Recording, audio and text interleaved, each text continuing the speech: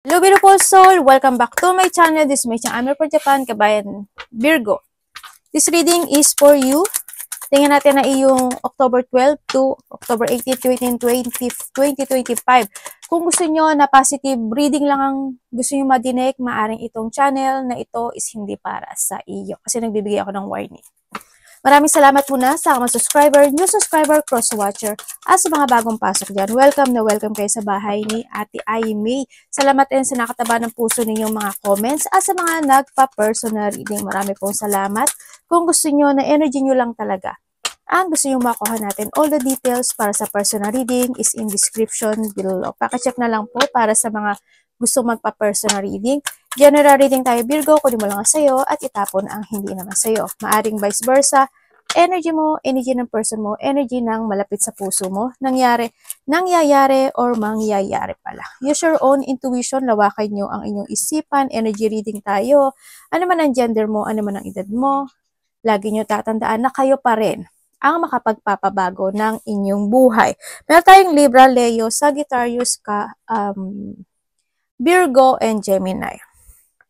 Okay, handito ka sa sitwasyon mo na may mga bagay na iniisip ka. No, kumbaga nagkakaroon ka ng challenge, no, sa sarili mo. May mga bagay na gusto mong mabago.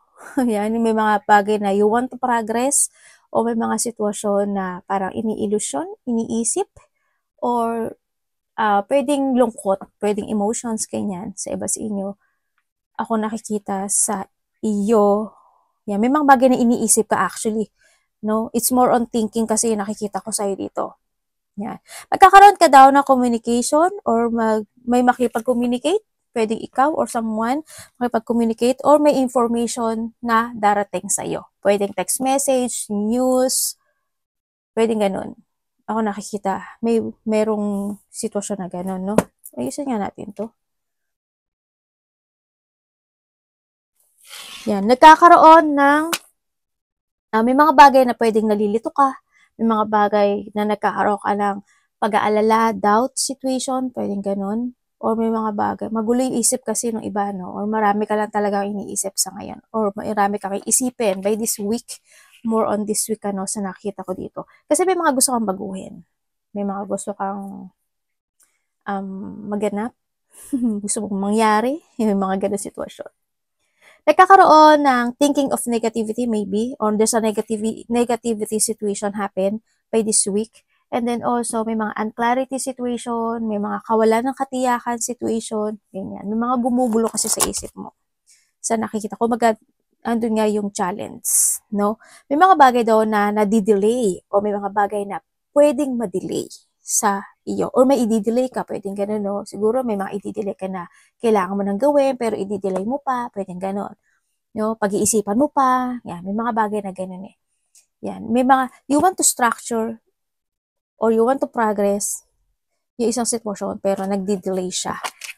Yun ang nakikita ko sa iyo dito. May mga is more on pag-iisip. Meron ka daw babaguhin, or may mga transformation, situation na gusto mong baguhin, gusto mong gawin, parang ganun, desisyonan.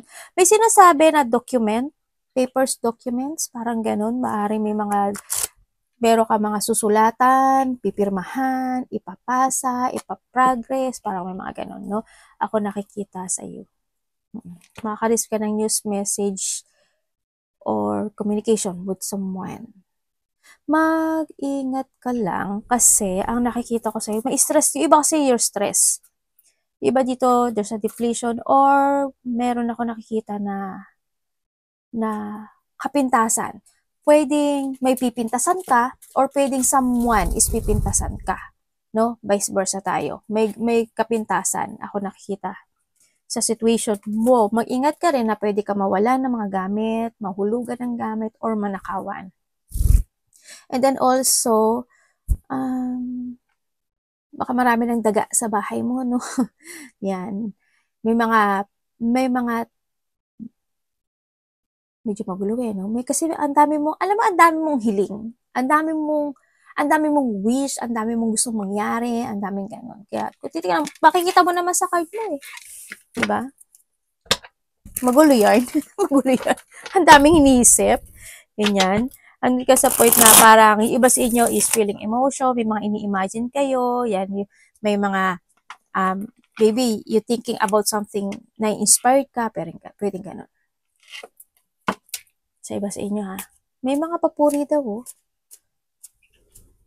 Pwedeng ikaw ang pupurihin or ikaw ang pupurihin mo siya.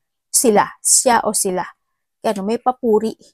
No? Papuri, pwedeng papuri kasi papuris pwedeng may mga celebration, ganyan. Pwedeng may birthday, pwedeng hahangaan mo yung isang tao, pwedeng ikahahangaan ka niya, vice versa tayo. Ganun. Tingnan natin ang energy mo this week. Energy. Nagkakaroon ka ng limitasyon sa buhay mo, no? Parang there's a limitation situation or maybe you put limitation or put boundaries. Yun ang nakikita ko sa iyo dito.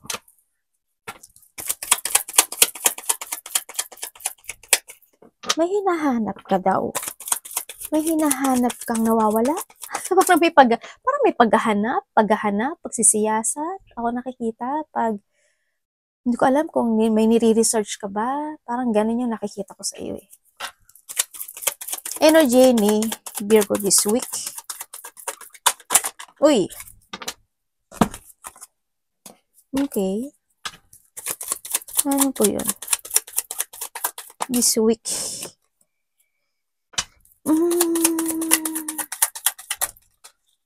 Okay.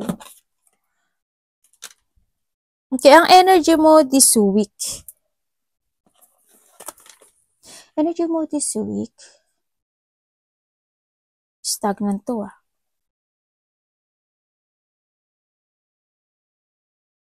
Yung energy mo this week kasi parang okay. Okay. Energy mo this week, meron ka daw gagawin. Meron kang gagawin. Parang nandito ka sa point na you are awakening. Parang, ay, gagawin ko na nga ito. Ganyan. Didesisyonan ko na nga ito. A-actionan ko na nga ito. Parang nandito ka sa point na yon. No? Kumbaga meron kang this week, meron kang gagawin na you are focused and you take it action dun sa goal na yon. Parang nandun ka sa point na yon. No? Maring may umpisahan ka na o uumpisahan mo na. No? Yun na nakikita ko sa dito na actionan, baguhin o something, there's a creation, creativity, parang ganun, parang magkakaroon ka na ng clarity to start, parang yun na nakikita ko sa dito. Maybe you have a clarity to speak, clarity to action, clarity to create. parang nandun ka sa point na yun, na magkakaroon ka na ng action or magkakaroon na ng clarity to pursue something into your life. Teka lang, meron akong sa braso. Anak, pinupuan mo si mami! Makaka-receive ka daw ng gift. Makaka-receive ka ng gift. Makaka-receive ka ng tulong. Or magbibigay ka ng gift or magbibigay ka ng tulong. Or mahihingi sa'yo ng tulong. Or ikaw ang hihingi ng tulong. Pwedeng vice versa yun ha. Tingnan natin ang parating kay Virgo. It's more on revert. Ganyan. Parang nandun ka sa point na magkakaroon ka na ng lakas ng loob to do something, to create something, to pursue. Ganyan. Nandun ka sa point na yun. Parating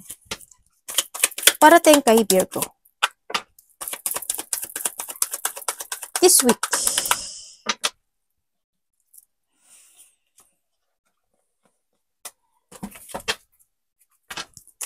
Ano po to?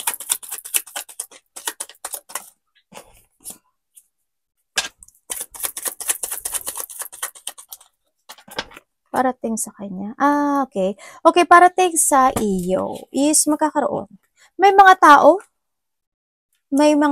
or may tao na magkakaroon ka ng connection. Kumbaga may mga partnership, there's a dealing situation, pwede may makipag-usap sa'yo related sa project mo, related sa pera, related to something, ganyan. May mga collaboration sa iba.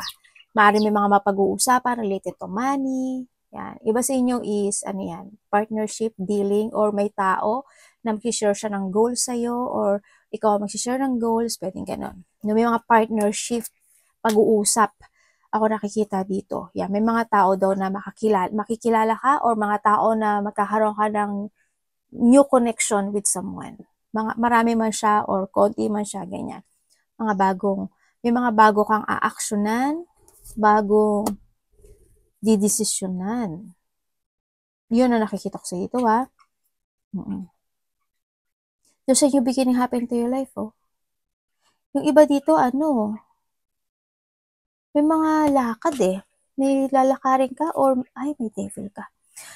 May blockage ka. May mga tao talaga na may tao or may mga tao, vice versa, na na ayaw nila na makamove on ka. Ayaw nila na mag-success ka. Ayaw nitong tao na to na gumanda yung buhay mo or maging successful ka sa mga bagay na gagawin mo. May mga tao or may tao na ganun ang thinking about sa'yo. No? Sa nakikita ko sa iyo dito. Yun ang parating sa'yo. Maaring may tao, babae, sa iba. Kuhanin mo lang sa'yo dito, there's a mother figure or maybe kapatid mo, nanay mo, na magkakaroon ng communication sa'yo. Pwedeng meron kayong pag-uusapan, no?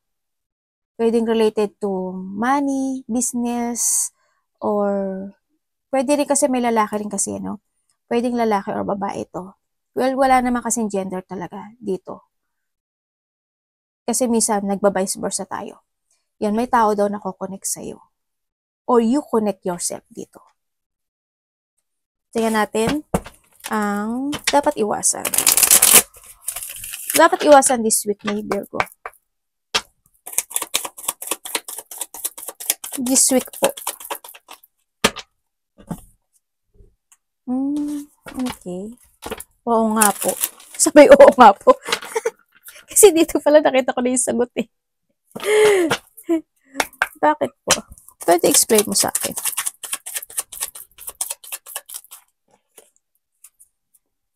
Okay.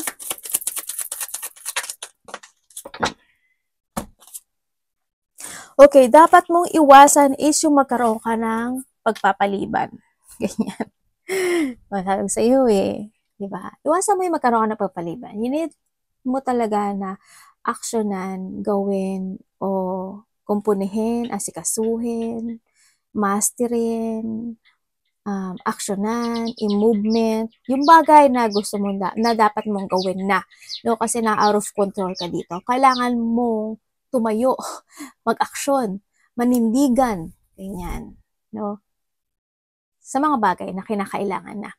Kasi there's an out of control situation, kumbaga, nandun yung stagnation or there's a stagnant situation na maaring may mga bagay na ay bukas na lang, ay sa isang linggo na lang, ay sa isang buwan na lang, mamaya na lang. May mga ganun sitwasyon, no? Yan, medyo iwasan mo yun. No, may mga bagay kasi na nagkakaroon ng delay o dinidelay or something cancellation. Yeah, may delay and cancel kasi ako nakikita sa iyo. No, iwasan mo, siguro iwasan mo yung mga tao na na wala namang ambag para sa iyo. Ano ba yun? Yung wala naman sila, hindi naman sila nakakatulong, no? Ano man ang sabihin nila, hindi sila nakakatulong para sa iyo. O kaya naman yung mga walang ambag sa buhay mo. Yan. Umiwas ka lang sa mga taong galit, inggit, may masasabi, ganyan. And iwasan mo yung bagay na gumawa ka ng mga new things, kumbaga, no? Kasi kung may mga point ng buhay mo na bored ka na, maging busy. Alam ko na busy naman ang lahat. Pero siguro kung same pattern, di ba? Parang nakaka-bored nga. Di ba? Siguro, gumawa ka ng mga new things na situation in life. Iwasan mo yung ulitin yung mga nakaraan sitwasyon, ganyan, mapanghinaan ka ng loob at ulitin yung mga bagay na nangyari na in the past. Yung paulit-ulit na lang. Alam mo yun, nakakapagod din, di ba? Yan, may mga need to fix, need to take it action, need to progress, ganyan. Need to focus, yan, yung mawalan ka ng focus, ambition, strength, yun. No? Yung maging, yung isip ka lang ng isip. Pero hindi mo naman tinatry o hindi mo naman inaaksyonan. Ganyan. Tingnan natin ang love. Love is sa lahat. Kapatid, anak, magulang, karelasyon, kaibigan, pamilya. Kumusta po ang love ni Virgo this week?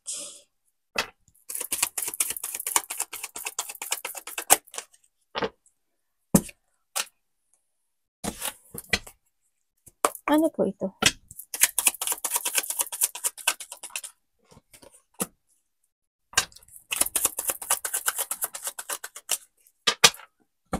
When it comes sa love. Kung single kayo, may makikilala daw kayo bagong tao. Pero may ano na siya, may pamilya. Either may pamilya, sa iba is may pamilya siya. Or nagkaroon siya ng long-term relationship with someone. Yun na makikilala mo, ha? Sa mga single. Kung hindi naman siya doon sa point na yon, ang may makikilala ka na isang taong mabait, very understanding, makajos, at stable in life. Ibig sabihin, may ipon. Ibig sabihin, may ganyan, di ba? Yun ang nakikita ko dito. Pwedeng mayaman yung pamilya niya, pwedeng siya, stable siya, marami siyang ipon. Yan, this is a stability situation. Ano to, ang nakikita ko sa kanya, pwedeng ano siya, may lahi. Ganon. Pwedeng nakatira siya sa bansa na mayaman, or pwede itong taon na to is madiskarte talaga siya sa buhay, kaya nakikita ko yung stability niya. Pwedeng ganon. Yun ang nakikita ko dito, ha? Sa iba naman, actually, dalawa nga yung nakikita ko eh. Yung isa, matagal na. Yung isa, matagal na siyang kilala mo siya. Yung isa, bago to. Pero pareho eh. Pero dalawa. Hindi nagkakalayo ng, hindi nagkakalayo ng edad. Ang nakikita ko ito. Pero yung isa kasi, ang makikilala mo is mas matanda sa'yo. May matanda kasi ako nakita. Actually, 3 to eh. Ano ba yun? Ba't ganon? Ganun kahabang hair mo, lalaki ka man o babae, ganon. Yun. Baka yung connection mo matanda. Mas matanda sa'yo. Or vice versa ha. Kung kayo naman is separated nitong taon na to. Kung kayo is separated, iniisip ka niya. Nagkakaroon ng pag-iisip. Kumbaga itong taon na to is nahatak siya ng sitwasyon na ito. Interested pa rin siya sa'yo kasi handun yung point na wala naman siyang action pero interesting na want pa rin niya na magkaroon ng resetting sa'yo or magkaroon ng improvement yung relation again sa'yo, no? Sa nakita ko dito. May nakita nga akong text message.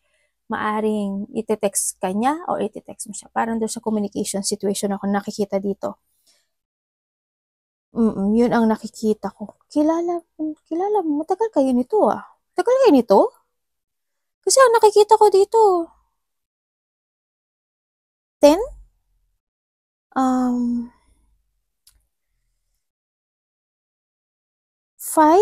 6? 3? Pwedeng 9. Yun ang nakita ko eh. Months man siya o years, no? Yun ang nakikita ko dito. Yan. Papasok siya sa simula sa, kung sa years to ha, 5, 6, 7, 8, 9, 10. Pwedeng ganon. Ang nakikita ko, ay may 3 din. May 3 din pala. Baka iba nga dito, more than. Baka decade na kayo, no? Sa iba sa inyo. Sa iba naman sa inyo, if you are in relation, gusto niya resetting. Siyempre, binavalue ka naman daw niya, no? Actually, hindi ko alam why eh, no? Kung nagkaroon kayo ng may pagka-immature siya, no? Sa nakita ko to. May pagka-immature itong tao na to kasi ang nakikita ko sa kanya, kahit na kayo, is nagkakaroon siya ng interest sa iba. Yun ang nakikita ko. Yun nga lang, nagkahiwalay na kayo eh. No? Yun, may pagka-immature nga siya. And kung kayo naman is in relationship nitong tao na to, kung kayo is in relationship nitong tao na to,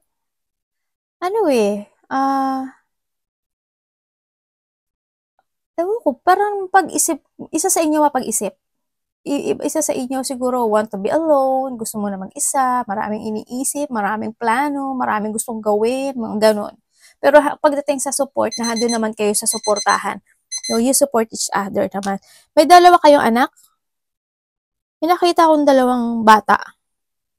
Pwedeng, hindi, may aso, no? May aso kayo? Nakita kong aso. Iba dito, baboy. Ano pa nakita ko? Aso, baboy. Kung ano mang pet ang meron kayo, no, sa nakita ko dito. Siguro yung iba may kabayo nga eh. Kung ano man yan. Okay, kasi you value this person, no, sa mga magkakarelasyon, you value their person, maaring matagal na rin kayo nitong tao na to, sa nakikita ko dito. May mga plano eh. May mga plano when it comes dito sa relasyon na to. May mga plano. Yung mga plano daw na yun, sa nakikita ko dito, is makakamit nyo daw yun. Kung ano yung mga plano nyo na pinaplano this time, kung ano, halimbawa, iniisip mo, iniisip niya, kung magkakaroon kayo ng supportahan to each other, it will success. Yun na nakikita ko dito.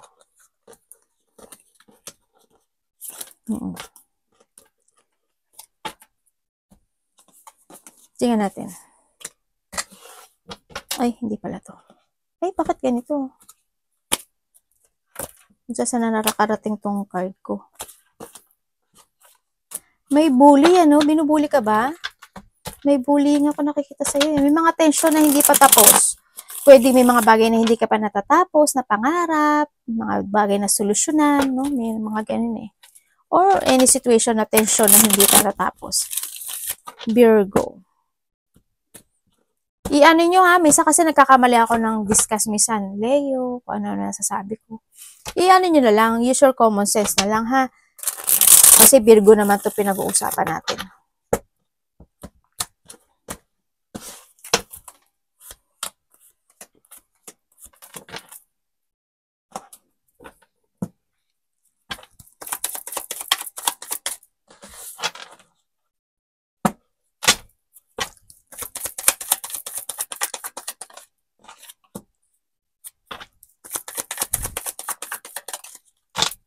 Magkakaroon ka ng communication sa taong mas bata sa iyo. Magkakaroon ka ng communication. Pwede ite-text ka niya, or ite-text mo siya, or kakausapin ka niya. Yun ang nakikita ko sa'yo dito. And then also, is you want to create something into your life, na nandito ka sa point ng buhay mo na may mga bagay na pinag-aaralan mo, inaalam, pinag-aaralan, parang ganun something. No? Parang may mga parang there's an idea ako na nakikita sa'yo na you want to create. Noon. And then, parang inaano pa siya. Ano tawag dito? Sinisiyasat, parang binabalanse mo pa siya at pinag-iisipan mo siya kung kailan mo siya i-pursue. Parang nandun ka sa point na yon. No? Nagkakaroon ng idea or nagkakaroon ka ng situation na gano'n na you want to start or yung gusto mo nang gawin o gusto mo nang umpisahan. Yun ang nakikita ko sa'yo dito. Tingnan natin. May mga inaalala ka raw. Nakakatulog ba kayo? Pagka hindi ka nakakatulog, magbawi kayo ha. Yung iba dito, pagising-gising kasi sa gabi eh. O nagigising talaga kayo sa gabi.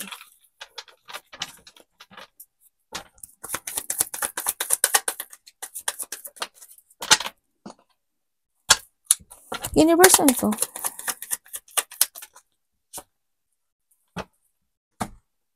May dalawa, tatlo, apat na tao na magkakaroon ka ng connection. Kuhanin mo lang isa doon. Sa'yo doon. Sa'yo doon. Yeah, magkakaroon ka ng connection sa tao na to. Yung na sabi ko kanina, diba? Either mag-mail siya sa'yo, or ikaw mag-mail, pero may communication. Ako nakikita sa'yo. Dealing, partnership, communication, ganyan. Or there's a team. Sa iba dito, this is a teamwork. No, ako nakikita sa iyo. And then also,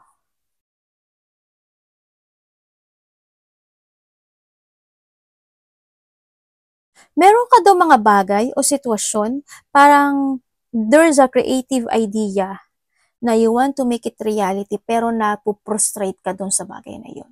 Nai-stress ka ata. Parang ganun. Ako nakikita sa iyo. Parang may frustration ako na nakikita sa iyo eh. Medyo napuprostrate ka raw. Yun. Parang either nahadon kasi sa iba naman sa inyo, nahadon ka sa point na nalilito ka. Pwedeng nalilito ka sa bagay na yun o sa sitwasyon na yun. Yan. May mga sitwasyon na nabibiing stuck ka, natatrap ka, or napofocus ka sa pain na situation. Pwedeng thinking of negativity or nagkakaroon ka ng self-imprisonment in your situation. Pwedeng ganun sa iba sa inyo. May malalaman ka raw na katotohanan. May tao makikipag-communicate sa'yo na maaring ito is nasa ibang bansa, nasa ibang probinsya, sa ibang lugar. Magkakaroon ng new beginning happen into your life. May mga fortunate outcome, wish come true. Ako nakikita by this October, maaring may mga kasiyahan or celebration situation. Pwedeng birthday, pagkikita o union ng mga mahal sa buhay, pwedeng gano'n. Ako na, may tao daw na magbibigay ng suporta or advice or someone's giving you a support or advice. Parang ganon. Ikaw ang bibigay or siya ang magbibigay sa'yo, ha? Vice versa. Maybe sa iba sa inyo, is a part of the family. Ako nakikita sa'yo. Sa iba naman sa inyo, bago to.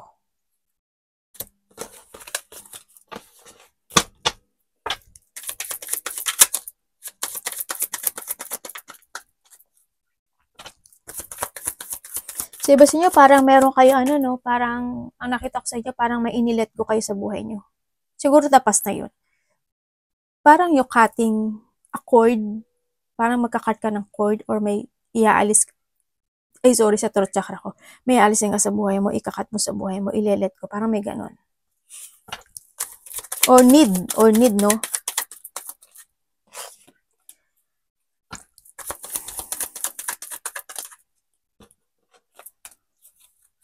Ano po ito? Iba dito, ano kayo eh? Ano ba yun? Breadwinner. Magtatapos sa buhay mo.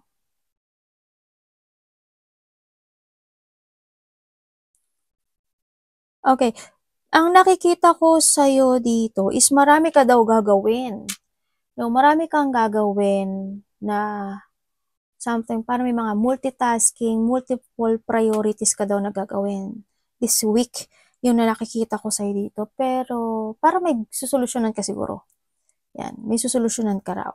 May plano na you want to resolve, ganyan, o susolusyonan. Tulad ng sabi ko kanina, di ba? Tapos, ang sabi dito is, meron ka daw mga sitwasyon na i-evaluate, parang ganun. May i-evaluate ka daw na bagay o sitwasyon sa buhay mo. Siguro may plano ka o may gagawin ka na want to pursue, gusto mong baguhin, yun ba, na i-evaluate mo yun. Siyempre, may nakikita rin ako dito na paglipat. Hindi ko alam why, pero may paglipat na magaganap. Hindi ko alam kung lilipat ka ba ng bahay, maililipat ka ba, kung ano man yung ililipat o may paglipat situation. Magkakaroon, unexpected change happen din. Ako nakita, there's an end of a cycle happen into your life. May magtatapos sa buhay mo. Ako nakikita sa iyo. Bakit kaya may nakikita ko sa iyo na parang you feel nabe-burn out? May taong nabe-burn out or there's a drain situation. Parang nadi-drain, gano'n. May nakikita ko tayong tao. Na nakita kong pagkakaisa. Pwede magkakaroon ng kung nagkaroon ng hindi pagkakasundo or hindi o magulong sitwasyon, tampuhan man yan, malaki o maliit man yan, magkakaroon ng may pagkakaisa kasi, no? Maaring may makikipagkaisa sa'yo, makipagbate, makipag-usap, or ikaw ito, ganyan. May pagkakaisa situation ako na nakikita sa part mo.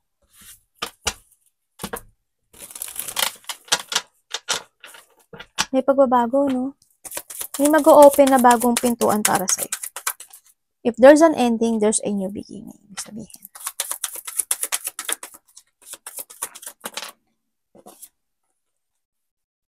Universe, ano to?